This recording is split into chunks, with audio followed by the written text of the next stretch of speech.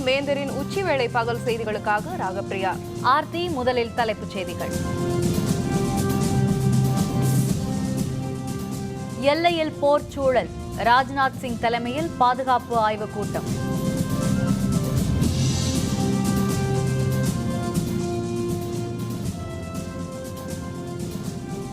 உள்ளாட்சி தேர்தலை தள்ளி வைக்க முடியாது. திமுகவின் கோரிக்கையை நிராகரித்தது உச்சநீதிமன்றம்.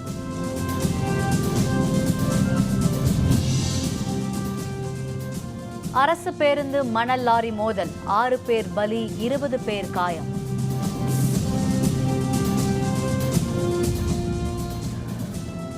வெப்பச்சலனத்தால் தமிழகம் புதுச்சேரியில் மழை பெய்ய வாய்ப்பு. சென்னை வானிலை ஆய்வு மையம் தகவல். பாகிஸ்தானில் உள்ள தீவிரவாதிகளின் முகாம்கள் மீது இந்தியா நடத்திய தாக்குதலை அடுத்து தில்லியில் இன்று உள்துறை அமைச்சர் ராஜ்நாத் சிங் தலைமையில் பாதுகாப்பு ஆய்வுக் கூட்டம் நடைபெற்றது. பாகிஸ்தானிலிருந்து செயல்படும் ஹிஸ்புல் தீவிரவாதிகள் காஷ்மீரின் யூரி பகுதியில் ராணுவ முகாம் மீது தாக்குதல் நடத்தி இந்திய ராணுவ வீரர்கள் 18 பேரை கொன்றனர். இதற்கு பதிலடியாக கடந்த புதன்கிழமை நள்ளிரவில் இந்திய ராணுவத்தினர் பாகிஸ்தானில் கட்டுப்பாட்டு எல்லை கோட்டோரம் அதிரடி தாக்குதல் நடத்தி தீவிரவாதிகளின் 7 முகாம்களை அழித்தனர். இதில் ஏறத்தாழ 40 தீவிரவாதிகளும் பாகிஸ்தான் ராணுவத்தினர் சிலரும் பலியானதாக தெரிகிறது. இதற்கு பாகிஸ்தான் அரசு கடும் கண்டனம் தெரிவித்து வரும் நிலையில் காஷ்மீர், பஞ்சாப் எல்லையோரம் பதற்றம் நிலவி வருகிறது. இந்நிலையில் பாகிஸ்தான் தீவிரவாத முகாம்கள் மீதான தாக்குதலை அடுத்து பிரதமர் மோடி நேற்று அமைச்சரவை கூட்டம், அனைத்துக் கட்சி கூட்டத்தை கூட்டிய நிலையில் உள்நாட்டு பாதுகாப்பு பற்றி ஆராய உள்துறை அமைச்சர் ராஜ்நாத் சிங் தில்லியில் இன்று பாதுகாப்பு ஆய்வுக் கூட்டத்தை கூட்டினார். தேசிய பாதுகாப்பு ஆலோசகர் அஜித் தூவல் உள்பட பலர் இதில் பங்கேற்றனர். உள்நாட்டு பாதுகாப்பு குறித்து இந்த கூட்டத்தில் ஆலோசிக்கப்பட்டது. இதனிடையே பாகிஸ்தான் வசம் சிக்கியுள்ள இந்திய ராணுவ வீரர் ஒருவரை விரைவில் மீட்பது பற்றியும் பாதுகாப்பு ஆய்வுக் கூட்டத்தில் விவாதிக்கப்பட்டது. பாகிஸ்தானின் தீவிரவாத முகாம்கள் மீது இந்தியா நடத்திய தாக்குதலில் இந்திய ராணுவ வீரர்கள் 8 பேர் பலியானதாகவும் ஒரு வீரர் உயிருடன் பிடிபட்டதாகவும் பாகிஸ்தான் நாளிதழான டான் செய்தி வெளியிட்டுள்ளது. இந்நிலையில் இந்தியாவின் ராஷ்டிரிய ரைபிள் படைப்பிரிவைச் சேர்ந்த சந்த் பாபுலால் சௌஹான் என்ற வீரர் பாகிஸ்தானிடம் பிடிபட்டதை மத்திய அமைச்சர் ராஜ்நாத் சிங் பாதுகாப்பு ஆய்வுக் கூட்டத்தில் இன்று செய்தார். அந்த வீரர் ராணுவ தாக்குதலில் பங்கேற்றவர் இல்லை என்றும் தற்செயலாக பாகிஸ்தானுக்குள் நுழைந்தவர் என்றும் அவரை மீட்க உரிய நடவடிக்கை எடுக்கப்படும் என்றும் பாதுகாப்பு ஆய்வுக் கூட்டத்தில் ராஜ்நாத் சிங் கூறியுள்ளார். இதனிடையே எல்லை பாதுகாப்பு பகுதியான அக்னூரில் பாகிஸ்தான் ராணுவம் அத்துமீறி தாக்குதல் நடத்தியுள்ளது. இந்நிலையில் பாகிஸ்தான் பிரதமர் நவாஸ் ஷெரீப் இன்று அமைச்சரவை கூட்டத்துக்கும் 5ஆம் தேதி நாடாளுமன்ற கூட்டக்குழு கூட்டத்துக்கும் அழைப்பு விடுத்துள்ளார். இந்திய ராணுவம் நடத்திய தாக்குதலை தொடர்ந்து பாகிஸ்தானும் தாக்குதல் நடத்தப்போவதாக அறிவித்துள்ளதால் எல்லையில் போர் பதற்றம் அதிகரித்துள்ளது.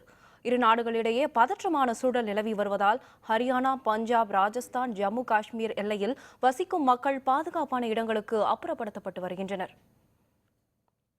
பாகிஸ்தான் தாக்குதல் நடத்தும் அச்சுறுத்தல் எழுந்துள்ளதால் ஜம்மு காஷ்மீரில் சர்வதேச எல்லை மற்றும் கட்டுப்பாட்டு எல்லைக் கோட்டிலிருந்து 7 கிலோமீட்டர் வரையுள்ள கிராமங்களில் வசிக்கும் மக்கள் முன்னெச்சரிக்கை நடவடிக்கையாக பாதுகாப்பான பகுதிகளுக்கு அப்புறப்படுத்தப்பட்டுள்ளனர். பூஞ்ச், RS-புரா உள்ளிட்ட பகுதிகளில் இந்த நடவடிக்கை மேற்கொள்ளப்பட்டுள்ளது. 10 கிலோமீட்டர் வரையுள்ள கல்வி நிலையங்களை மறு அறிவிப்பு வரும் வரை மூடுமாறு உத்தரவும் பிறப்பிக்கப்பட்டுள்ளது. வாகா எல்லையில் தினமும் நடைபெறும் கொடியிறக்க நிகழ்ச்சி நேற்று ரத்து செய்யப்பட்டதாக அலுவலர்கள் தெரிவித்தனர். இந்திய பாகிஸ்தான் எல்லை பகுதி முழுவதும் எல்லை பாதுகாப்பு படையினர் உஷார் நிலையில் வைக்கப்பட்டுள்ளனர். ராணுவ வீரர்கள் குவிக்கப்பட்டுள்ளதாக தகவல்கள் தெரிவிக்கின்றன. தூய்மை இந்தியா இயக்கம் நாட்டில் பெரும் விழிப்புணர்வை ஏற்படுத்தியிருப்பதாக பிரதமர் நரேந்திர மோடி தெரிவித்துள்ளார். கடந்த 2014ஆம் ஆண்டு மகாத்மா காந்தியடிகள் பிறந்த நாளை ஒட்டி தூய்மை இந்தியா இயக்கத்தை பிரதமர் மோடி தொடக்கி வைத்தார். அந்த இயக்கத்தின் 2வது ஆண்டு நிறைவு விழா நாளை மறுநாள் கொண்டாடப்பட உள்ளது. இதையொட்டி தில்லியில் இந்திய தூய்மை பணி மாநாட்டை மோடி தொடக்கி வைத்தார். மாநாட்டில் வெங்கையா நாயுடு, நரேந்திர சிங் தோமர் உள்ளிட்ட மத்திய அமைச்சர்கள், உயர் அலுவலர்கள், தூய்மை இந்தியா திட்டத்தின் பிரதிநிதிகள் ஆகியோருடன் பொதுமக்களும் பங்கேற்றனர். தூய்மை இந்தியா திட்டத்தின் 2வது ஆண்டு நிறைவு விழாவை ஒட்டி தூய்மை பணி குறித்த மாநாட்டை பிரதமர் நரேந்திர மோடி தொடக்கி வைத்தார். மாநாட்டில் தூய்மை இந்தியா திட்டத்தினால் ஏற்பட்டுள்ள மாற்றங்கள் என்ற தலைப்பில் உரைகள் நிகழ்த்தப்பட உள்ளன. மாநாட்டில் காணொலி காட்சி மூலம் தூய்மை பணிகள் குறித்த வீடியோ ஒளிபரப்பப்பட்டது. श्री कुणाल कुमार सम्मिलित रूप से पुरस्कार ग्रहण करेंगे. जोरदार तालियों से हम इनका தமிழக உள்ளாட்சி தேர்தலை ஒத்திவைக்க இயலாது என்று உச்சநீதிமன்றம் உத்தரவிட்டுள்ளது. தமிழக உள்ளாட்சி தேர்தலில் அனைத்து வார்டுகளிலும் மின்னணு எந்திரங்களை பயன்படுத்த வேண்டும் என்றும் அதுவரை உள்ளாட்சி தேர்தலை ஒத்திவைக்க வேண்டும் என்று திமுக அமைப்பு செயலர் RS பாரதி உச்சநீதிமன்றத்தில் மனு தாக்கல் செய்திருந்தார். இந்த மனு இன்று விசாரணைக்கு வந்த நிலையில் தேர்தல் தேதிகள் ஏற்கனவே அறிவிக்கப்பட்டு விட்டதால் தேர்தலை ஒத்திவைக்க முடியாது என்று தமிழக அரசின் தரப்பில் வாதம் முன்வைக்கப்பட்டது. வழக்கை விசாரித்த உச்சநீதிமன்றம் உள்ளாட்சி தேர்தலை ஒத்திவைக்க முடியாது என்றும் இது தொடர்பாக விரிவாக விசாரணை நடத்த வேண்டியுள்ளதாகவும் தெரிவித்தது. மேலும் இது தொடர்பாக தமிழக அரசும் தேர்தல் ஆணையமும் ஒரு வாரத்திற்குள் பதிலளிக்க வேண்டும் என்று உத்தரவிட்ட உச்சநீதிமன்றம் வழக்கு விசாரணையை வரும் அக்டோபர் மாதம் 6ஆம் தேதிக்கு ஒத்திவைத்தது. கர்நாடகத்தில் ஆளும் காங்கிரஸ் அரசு காவிரி பிரச்சனையை முன்னிறுத்தி அங்குள்ள மக்களின் அங்கீகாரத்தை பெறுவதற்கு முயற்சிப்பதாக மத்திய அமைச்சர் பொன் ராதாகிருஷ்ணன் தெரிவித்துள்ளார். நாகர்கோவிலில் மத்திய அமைச்சர் பொன் ராதாகிருஷ்ணன் செய்தியாளர்களை சந்தித்து பேசினார். அப்போது பாகிஸ்தான் தீவிரவாத நிலைகள் மீது இந்திய ராணுவம் நடத்தியுள்ள தாக்குதல் பாராட்டுக்குரியது என்று தெரிவித்தார். கர்நாடக அரசு காவிரி பிரச்சனையை காவிரி பிரச்சனையாக கருதாமல் அங்குள்ள மக்களின் அங்கீகாரத்தை பெறுவதற்காக காங்கிரஸ் அரசு கட்சி செயல்படுவதாகவும் பாகிஸ்தான் தீவிரவாத முகாம்களின் மீது இந்திய ராணுவ வீரர்கள் தாக்குதல் நடத்தியது பாராட்டுதலுக்குரியது எனவும் தெரிவித்தார். காங்கிரஸ் அரசாங்கம் கடந்த ஏறக்குறைய 4 ஆண்டுகளாக ஒட்டுமொத்தமாக தோற்று போயிருக்கிறது. அரசியல் ரீதியாக மிகப்பெரிய பின்னடைவை அந்த அரசாங்கம் சந்தித்திருக்கின்றது. எப்போது தேர்தல் வந்தாலும் கூட அங்கே காங்கிரஸ் கட்சி மிகப்பெரிய தோல்வி அடையும் என்கின்ற நிலையிலே அரசியல் ரீதியாக தங்களை காப்பாற்றிக் கொள்ள வேண்டும் என்பதற்காக காவிரி நீர் பிரச்சனையை அரசியல் பிரச்சனையாக கொண்டு வந்து கொண்டிருக்கிறார். காவிரி பிரச்சினை தொடர்பாக நேற்று தில்லியில் நடைபெற்ற கூட்டம் மத்திய அரசின் நாடகம் என்று தமிழக காங்கிரஸ் தலைவர் திருநாவுக்கரசர் குறிப்பிட்டுள்ளார். சென்னை சத்தியமூர்த்தி பவனில் இன்று செய்தியாளர்களுடன் பேசிய அவர் உள்ளாட்சி தேர்தலில் திமுக கூட்டணியில் இடம்பெற்றுள்ள காங்கிரசுக்கு குறைந்த அளவில் சீட்டுகள் வழங்கியுள்ளதாக பத்திரிகையாளர்கள் மட்டுமே கூறி வருகிறார்கள் என்று தெரிவித்தார். திமுகவுடன் தொடர்ந்து பேச்சுவார்த்தை நடைபெற்று வருவதாகவும் அவர் தெரிவித்தார். காவிரி நதிநீர் பிரச்சனை சம்பந்தமாக டெல்லியிலே நேற்று கூட்டம் நடந்திருக்கிறது. நியாயமாக பார்த்தால் இந்த முதலமைச்சருடைய கூட்டத்திற்கு பிரதமர் தலைமையேற்றிருக்க வேண்டும். ஒரு நாடகம் போல் இந்த முதல்வரின் கூட்டம் நடைபெற்றிருக்கிறது. இது மத்திய அரசு முறையான நடவடிக்கையை மேற்கொள்ளவில்லை. இது மிகுந்த வருத்தத்திற்கும் கண்டனத்திற்கும் உரியது. மருத்துவமனையில் அனுமதிக்கப்பட்டுள்ள முதல்வர் ஜெயலலிதா நலமாக இருப்பதாக அதிமுக செய்தி தொடர்பாளர் CR சரஸ்வதி தெரிவித்துள்ளார்.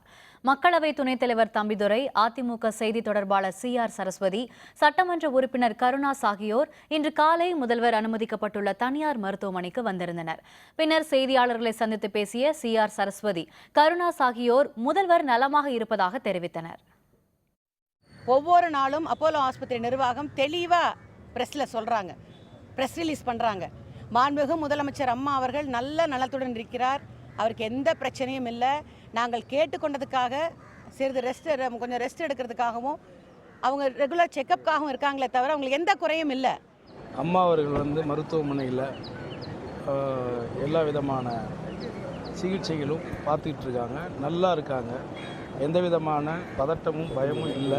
தேவையில்லாத வதந்திகளை தேவையில்லாமல் சில பேர் பரப்புறது சரியான முறை இல்லை. ஆகவே நிச்சயமாக அம்மா பூரண நலத்தோடு மிக விரைவில் ஓரிரு நாட்களில் நிச்சயமாக வீடு திரும்புவாங்க. சேலம் மாவட்டம் தீவட்டிப்பட்டி அருகே அரசு பேருந்தும் மணல் லாரியும் மோதிக்கொண்டதில் 6 பேர் உயிரிழந்தனர். 15ற்கும் மேற்பட்டோர் காயமடைந்தனர். சேலம் மாவட்டம் மேட்டூரிலிருந்து இன்று காலை தருமபுரி நோக்கி அரசு பேருந்து சென்று கொண்டிருந்தது. தீவட்டிப்பட்டி அருகே உள்ள தொப்பூர் சோதனை சாவடியை கடந்து தேசிய நெடுஞ்சாலையில் சென்று கொண்டிருந்த போது சேலத்திலிருந்து தருமபுரி நோக்கி சென்ற மணல் லாரியுடன் பேருந்து மோதி விபத்து நேரிட்டது. இந்த விபத்தில் பேருந்து பயணிகள் 5 பேர் அந்த இடத்திலேயே பலியானார்கள். 20 பேர் வரை காயமடைந்தனர். அவர்கள் மீட்கப்பட்டு தருமபுரி, சேலம் அரசு மருத்துவமனைகளுக்கு அனுப்பி வைக்கப்பட்டுள்ளனர். மருத்துவமனையில் மேலும் ஒருவர் இறந்தார். காயமுற்றவர்களில் சிலருடைய நிலைமை கவலைக்கிடமாக இருக்கிறது.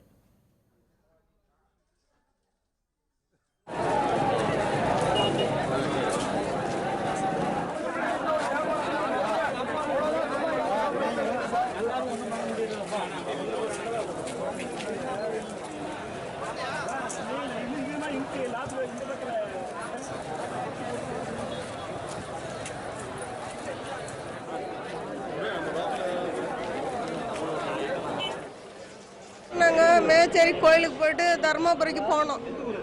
நடுவில் லாரிக்காரன் வந்து சைடில் சென்ட்ரலே பூந்துட்டாங்க சார். நாங்கள் வந்து கடைசியில் உட்காந்திங்க ஒரு கொஞ்சம் பேருக்கு மட்டும்தான் சார், மீதி எத்தனை பேர் என்னன்னு தெரியல சார்.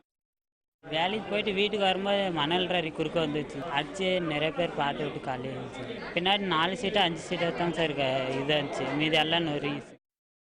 மேச்சேரியிலேருந்து தருமபுரி நோக்கி வந்த பஸ்ஸு கவர்மெண்ட் பஸ் தான். மணல் லாரி மூலம் மோதி கண்ணாலே பார்க்க முடியல, அந்தளவுக்கு எல்லாம் தலையில் அடியில். நான் இருக்கிற எங்கள் மேலதிகாரிக்கு தகவல் சொல்லி தருமபுரியில் இருக்க 108 ஆம்புலன்ஸ் எல்லாமே வர சொல்லிட்டான். அரசு பேருந்தும் லாரியும் மோதி கொண்டதில் பேருந்தில் பயணம் செய்த மக்கள் அனைவரும் பாதிக்கப்பட்டு சில நபர்கள் இறந்து உள்ளார்கள். அதன் தொடர்பாக இன்று உடனடி தகவல் கேட்டு அறிந்ததும் உடனடியாக அரசு பொது மருத்துவமனையில் 8 நபர்கள் சேர்க்கப்பட்டுள்ளார்கள். அவருடைய நிலை வந்து நல்ல ஸ்டேபிள் கண்டிஷனாக இருக்குது. ஓமலூர் ஜிஹெச்சும் தனியார் மருத்துவமனையிலும் அடிப்பட்டவங்க சேர்த்துருக்காங்க. அவங்களுக்கு உயர்தர சிகிச்சை, உடனடி சிகிச்சை நம்ம அளிச்சு வரோம். பீகார் மாநில அரசின் மதுவிலக்கு சட்டம் சட்டவிரோதமானது என்று தெரிவித்துள்ள பீகார் உயர்நீதிமன்றம் சட்டத்துக்கு தடை விதித்துள்ளது. கடந்த ஆண்டு பீகாரில் நடைபெற்ற சட்டப்பேரவைத் தேர்தலின் போது நிதிஷ்குமார் அறிவித்திருந்தபடி கடந்த ஏப்ரல் மாதம் முதல் பீகாரில் மதுவிலக்கு நடைமுறைப்படுத்தப்பட்டது. பீகார் அரசின் மதுவிலக்கு சட்டத்தின்படி கள்ளச்சாராயம் காய்ச்சுவோருக்கு அதிகபட்சமாக மரண தண்டனை அளிக்கப்படும் என்றும் பொது இடங்களில் மது அருந்துவோருக்கு 5 முதல் 10 வருடம் வரை சிறை தண்டனை விதிக்கப்படும் என்றும் அறிவிக்கப்பட்டது. இந்த நிலையில் அந்த சட்டத்துக்கு தடை விதிக்க கோரி தாக்கல் செய்யப்பட்ட மனுவை விசாரித்த உயர்நீதிமன்றம் அந்த சட்டம் சட்டவிரோதமானது என்று தெரிவித்துள்ளது. அந்த சட்டத்துக்கு தடை விதித்து உயர்நீதிமன்றம் உத்தரவிட்டுள்ளது. வெப்பச்சலனம் காரணமாக வடதமிழகம் மற்றும் புதுச்சேரியில் பரவலாக இன்று மழை பெய்ய வாய்ப்புள்ளதாக சென்னை வானிலை ஆய்வு மையம் தெரிவித்துள்ளது.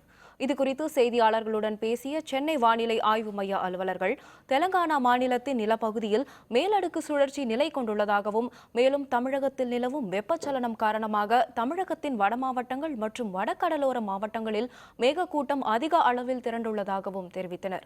அடுத்த 24 மணி நேரத்தில் வடதமிழகம் மற்றும் வடகடலோர பகுதிகளில் பரவலாக மழை பெய்ய வாய்ப்புள்ளதாகவும் தென் தமிழகத்தில் ஒரு சில இடங்களில் மழை அல்லது இடியுடன் கூடிய மழை பெய்ய வாய்ப்புள்ளது என்றும் அவர்கள் கூறினர். கடந்த 24 மணி நேரத்தில் அதிக அளவாக தஞ்சாவூரில் 100 மில்லிமீட்டரும், செங்கல்பட்டில் 80 மில்லிமீட்டரும், நன்னிலம், மாமல்லபுரம் மற்றும் செட்டிக்குளத்தில் தலா 60 மில்லிமீட்டரும் மழை அளவு பதிவாகியுள்ளதாக அறிவிக்கப்பட்டுள்ளது.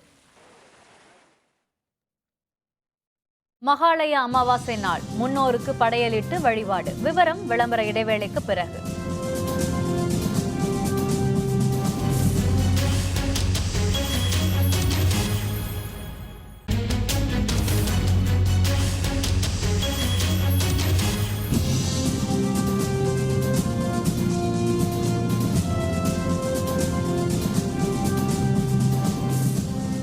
செய்திகள் தொடர்கின்றன. காவிரி டெல்டா மாவட்ட சாகுபடிக்காக மேட்டூர் அணையிலிருந்து தண்ணீர் தாமதமாக திறக்கப்பட்டதால் சம்பா சாகுபடி பணிகளை மேற்கொள்ள முடியாமல் இருப்பதாக புதுக்கோட்டை விவசாயிகள் வேதனையுடன் தெரிவித்துள்ளனர். புதுக்கோட்டை மாவட்டத்தில் சுமார் 1 லட்சம் ஏக்கர் பரப்பளவில் காவிரி நீரை நம்பி விவசாயம் நடைபெறுகிறது. கடந்த சில ஆண்டுகளாக காலம் கடந்து திறக்கப்பட்ட காவிரி நீரால் தற்போது ஒருபோக சாகுபடி செய்ய வழியின்றி விவசாயிகள் தவித்து வருகின்றனர். அம்மாவட்டங்களில் கடந்த ஆண்டு நல்ல மழை பெய்ததால் சம்பா சாகுபடி பணிகள் நடைபெற்றன. இதனால் விவசாயிகளின் வாழ்வாதாரம் பாதிக்கப்படவில்லை. இந்நிலையில் கல்லணையிலிருந்து திறக்கப்பட்ட காவிரி நீர் புதுக்கோட்டை மாவட்ட கல்லணை கிளை கால்வாய்களுக்கு வந்தடைந்தது. ஆனால் மேட்டூர் அணையின் நீர்மட்டம் குறைந்து வருவதால் தற்போது திறக்கப்பட்டுள்ள நீரை நம்பி விவசாயம் செய்ய முடியாது என்று கூறும் விவசாயிகள் இதுவரை சம்பா சாகுபடி பணிகளை மேற்கொள்ளாமல் உள்ளனர். ஜூன் மாதம் 12ஆம் தேதி மேட்டூர் அணையிலிருந்து தண்ணீர் திறக்கப்பட்டால் மட்டுமே சாகுபடி பணிகளை மேற்கொள்ள முடியும் என விவசாயிகள் தெரிவித்துள்ளனர். இதனால் அரசு உரிய இழப்பீடு வழங்க வேண்டும் என புதுக்கோட்டை விவசாயிகள் கோரிக்கை விடுக்கின்றனர். புதுக்கோட்டை மாவட்டத்துக்கு வந்து தண்ணி லேட்டாக வந்திருக்கிறதுனால நாற்று பாவ முடியாது, நாற்று பாவம் நடவும் நட முடியாது, விறப்பும் பண்ண முடியாது. இந்த தண்ணி வந்தது எதுக்குமே வேஸ்ட்டு தான். எங்களுக்கு வந்து இந்த குளங்குட்டை பிறகு ஆடு மாடு தண்ணி குடிக்காத மாதிரி எந்த விவசாயமும் பண்ண முடியாது. அதனால் வந்து இந்த தரம் அரசாங்கம் பார்த்து எதுவும் நிதி உதவி பண்ணால் தேவையில்லை. 2 மாதத்துக்கு முன்னாடி வர வேண்டிய தண்ணி இப்போது வந்து இது லேட்டாக வந்திருக்கு. இன்னும் நாங்கள் விவசாயத்தை ஆரம்பிக்கலை. யாருமே வந்து இந்த தண்ணி வந்து எங்களுக்கு நீடித்து வருமாங்கிறது வந்து சந்தேகமாக இருக்குது. அதனால நாங்கள் விவசாயம் பண்ணுறதுக்கான அறிகுறிகள் இன்னுமே அதுக்கான முயற்சியை நாங்கள் பண்ணலை. இப்போ இந்த தண்ணியை நம்பி பண்ணணும்னா எங்களுக்கு வந்து மேற்கொண்டு மறுபடியும் ஏதாவது வரலைன்னா மேற்கொண்டு விளைப்பீடு தான் எங்களுக்கு கூட வரும். திருநெல்வேலி மாவட்டம் பாளையங்கோட்டையில் தசரா திருவிழா கொடியேற்றத்துடன் தொடங்கியது. இதைத் தொடர்ந்து விரதமிருந்த பக்தர்களுக்கு காப்பு கட்டும் நிகழ்ச்சியும் நடைபெற்றது.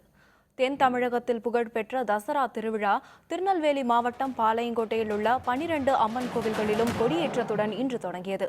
பாளையங்கோட்டையின் புராதன கோவிலான ஆயிரத்தம்மன் கோவிலில் கணபதி பூஜை நடைபெற்றது. யானை மீது தசரா கொடி பட்டம் ஏற்றப்பட்டு ஊர்வலம் நடைபெற்றது. மேளவாத்தியங்கள் முழங்க கொடிப்பட்டம் சுற்றி வந்து 12 அம்மன் கோவில்களிலும் கொடியேற்றப்பட்டது. பின்னர் விரதமிருந்த பக்தர்களுக்கு காப்பு கட்டும் நிகழ்ச்சியும் அம்பாளுக்கு சந்தன காப்பு அபிஷேகமும் நடைபெற்றது. திருவிழாவின் முக்கிய நிகழ்ச்சியான தசரா திருவிழா வரும் 11ஆம் தேதியும் சூரசம்ஹாரம் 12ஆம் தேதியும் நடைபெறுகிறது. பாளையங்கோட்டை ஆயிரத்தம்பாள் திருக்கோயில் பிரதான திருக்கோயிலில் இன்று கொடியேற்றத்துடன் தசரா திருவிழா துவங்கியுள்ளது. இன்று இரவு 11 கோயிலிலிருந்து அம்பாள் திருவீதி உலா நடைபெற உள்ளது. 12ஆம் தேதி மார்க்கெட் மைதானத்தில் அணிவகுத்து பின்னர் இரவு 12 மணி அளவிலே சூரசம்ஹாரம் நடைபெற இருக்கின்றது. மகாலய அமாவாசையை முன்னிட்டு பவானி கூடுதுறையில் தமிழகத்தின் பல்வேறு பகுதிகளைச் சேர்ந்த மக்கள் தங்கள் முன்னோருக்கு தர்ப்பணம் கொடுத்தனர். தமிழகம் முழுவதும் இன்று மகாலய அமாவாசை கடைபிடிக்கப்பட்டு வருகிறது. இதன் ஒரு பகுதியாக தென்னக பிரயாக என அழைக்கப்படும் ஈரோடு மாவட்டம் பவானி கூடுதுறையில் பல்வேறு மாவட்டங்களைச் சேர்ந்தவர்களும் வெளி மாநிலங்களைச் சேர்ந்தவர்களும் அதிகாலை முதலே தங்கள் முன்னோருக்கு திதி கொடுத்து வருகின்றனர்.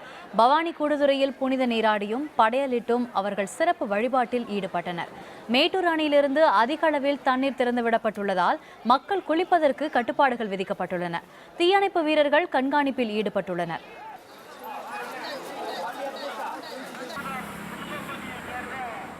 இந்த புரட்டாசி மாதத்தில் வர அமாவாசை ரொம்ப விசேஷமான மகாவலி அமாவாசைன்னு சொல்கிறாங்க. பெரியவங்களுக்கு திதி கொடுத்தா ரொம்ப நல்லதுன்னு சொன்னதுனால நாங்கள் குடும்பத்தோடு வந்திருக்கோம் திதி கொடுக்கறதுக்காக.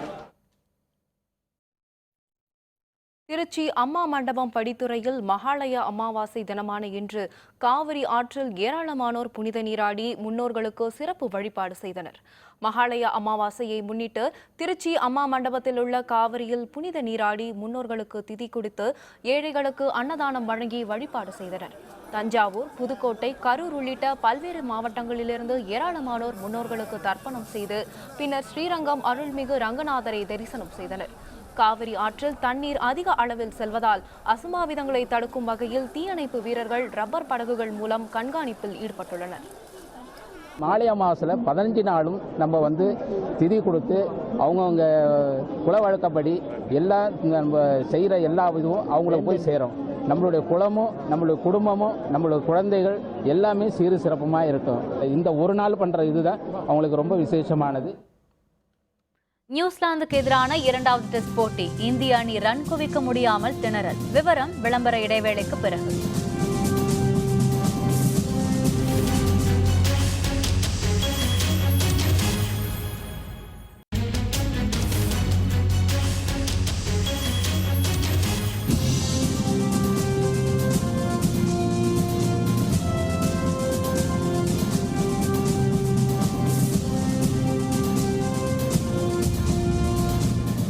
செய்திகள் தொடர்கின்றன.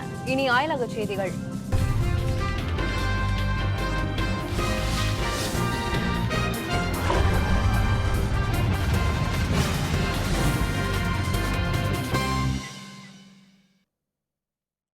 இஸ்ரேல் நாட்டின் முன்னாள் அதிபர் ஷிமோன் பெரஸின் இறுதிச் சடங்கில் அமெரிக்க அதிபர் ஒபாமா உள்பட உலக தலைவர்கள் பலர் பங்கேற்று அஞ்சலி செலுத்தி வருகின்றனர்.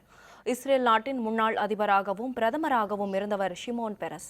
அமைதிக்கான நோபல் பரிசு பெற்றவரான பெரஸ் அண்மையில் அவரது 93வது வயதில் மரணமடைந்தார். அவரது இறுதிச் சடங்கு இன்று மவுண்ட் ஹெர்சி கல்லறையில் நடைபெறும் என அறிவிக்கப்பட்டிருந்தது. அதன்படி ஜெருசலேம் நகரில் இஸ்ரேலிய நாடாளுமன்றமான நேசட்டில் வைக்கப்பட்டிருந்த பெரஸின் உடல் அஞ்சலிக்காக இன்று வெளியே எடுத்து வரப்பட்டது. பெரஸின் உடலுக்கு அஞ்சலி செலுத்த அமெரிக்க அதிபர் ஒபாமா, பிரான்ஸ் அதிபர் பிரான்சுவா ஒல்லாந்து, பிரிட்டிஷ் இளவரசர் சார்லஸ், பாலஸ்தீன பிரதமர் முகமது அப்பாஸ் உள்பட 12க்கும் மேற்பட்ட உலக தலைவர்கள் ஜெருசலேமில் குவிந்துள்ளனர். யூத மத சடங்குகளுக்கு பிறகு ஷிமோன் பெரஸின் உடல் ஜெருசலேம் நகரின் மவுண்ட் ஹெர்சி கல்லறையில் புதைக்கப்பட உள்ளது.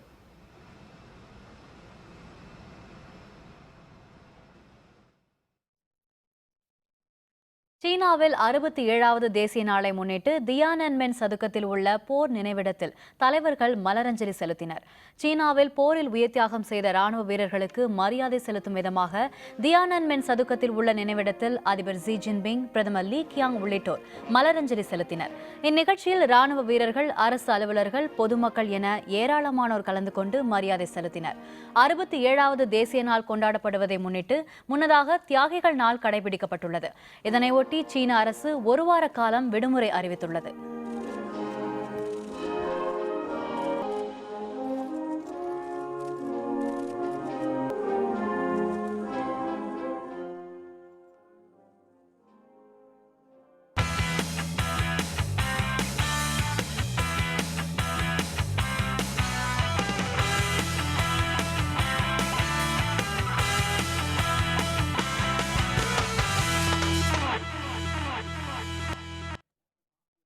இந்தியா நியூசிலாந்து அணிகளுக்கு இடையிலான 2வது டெஸ்ட் போட்டியில் டாஸ் வென்ற இந்திய அணி பேட்டிங் செய்து வருகிறது.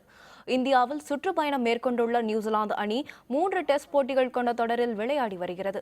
உத்தரப்பிரதேச மாநிலம் கான்பூரில் நடைபெற்ற முதல் போட்டியில் இந்திய அணி 194 ரன்கள் வித்தியாசத்தில் அபார வெற்றி பெற்று 1-0 என்ற கணக்கில் தொடரில் முன்னிலை பெற்றது. இந்நிலையில் இரு அணிகளும் மோதும் 2வது டெஸ்ட் போட்டி மேற்கு வங்க மாநிலம் கொல்கத்தாவின் ஈடன் கார்டன் திடலில் இன்று காலை 9:30 மணி அளவில் தொடங்கியது. டாஸ் வென்ற இந்திய அணியின் கேப்டன் விராட் கோலி பேட்டிங்கை தேர்வு செய்த நிலையில் இந்தியா தொடக்கத்திலேயே ஷிகர் தவான், முரளி விஜய், விராட் கோலி ஆகியோரின் விக்கெட்டுகளை இழந்தது. இந்திய அணி தற்போது 54 ஓவர்களுக்கு 3 விக்கெட்டுகளை இழந்து 122 ரன்களுடன் ஆடி வருகிறது. Plenty of flight. The ball was drifting in the air. Had to turn a little bit if there was no inside edge. Nice bit of flight, the ball dipping. Dear oh dear, no inside edge. மீண்டும் தலைப்புச் செய்திகள்.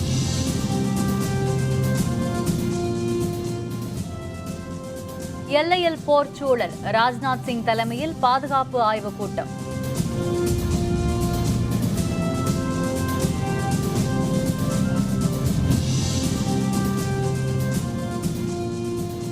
உள்ளாட்சி தேர்தலை தள்ளி வைக்க முடியாது, திமுகவின் கோரிக்கையை நிராகரித்தது உச்சநீதிமன்றம்.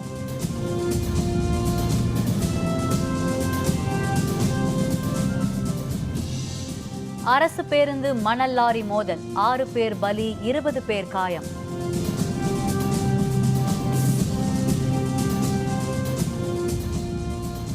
வெப்பச்சலனத்தால் தமிழகம், புதுச்சேரியில் மழை பெய்ய வாய்ப்பு, சென்னை வானிலை ஆய்வு மையம் தகவல்.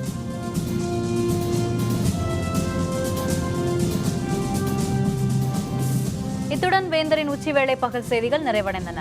மீண்டும் மாலை 5:30 மணிக்கு வேந்தரின் அந்திமாலை தொடர் செய்திகளில் சந்திப்போம். வணக்கம்.